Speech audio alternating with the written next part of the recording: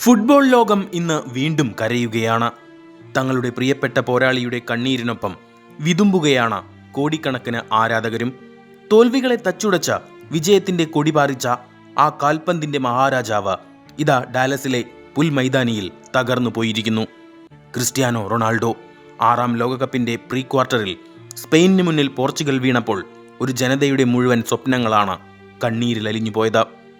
ആ final whistle മുഴങ്ങിയപ്പോൾ തന്റെ കരിയറിലെ അവസാന ലോകകപ്പാണിതെന്ന കടുത്ത യാഥാർത്ഥ്യം ഉൾക്കൊള്ളാനാവാതെ ആ മനുഷ്യൻ കുറച്ചുനേരം നിശ്ചലനായി നിന്നു.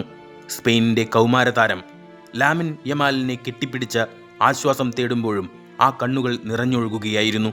ഒടുവിൽ സ്വയം നിയന്ത്രിക്കാൻ ശ്രമിച്ച ആരും കാണാതെ ടണലിലേക്ക് നടന്നുപോയ ആ ഇതിഹാസത്തിന്റെ ദൃശ്യം കാണുമ്പോൾ ലോകമെമ്പാടുമുള്ള എത്രയോ പേരുടെ കണ്ണുകളാണ് ഈർപ്പമുള്ളതായത്.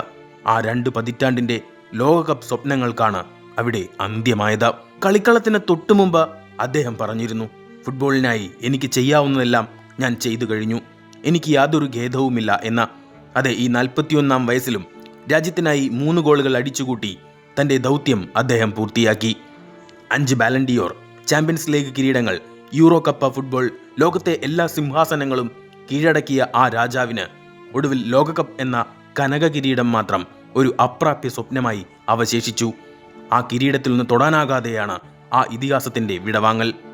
2006 ജർമ്മനിയുടെ മൈതാനിയിൽ പോർച്ചുഗലിനെ ലോകകപ്പ് സെമി ഫൈനൽ വരെ എത്തിച്ച ആ 21 വയസ്സുകാരനിൽ നിന്നാണ് ഈ ചരിത്രം തുടങ്ങിയത്.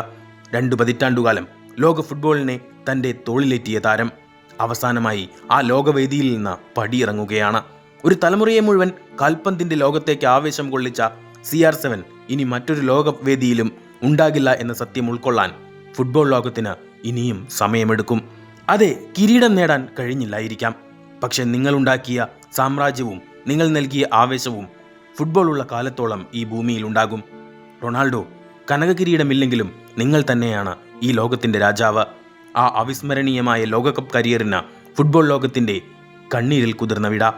സ്പോർട്സ് ഡെസ്ക്, തനിനിറം.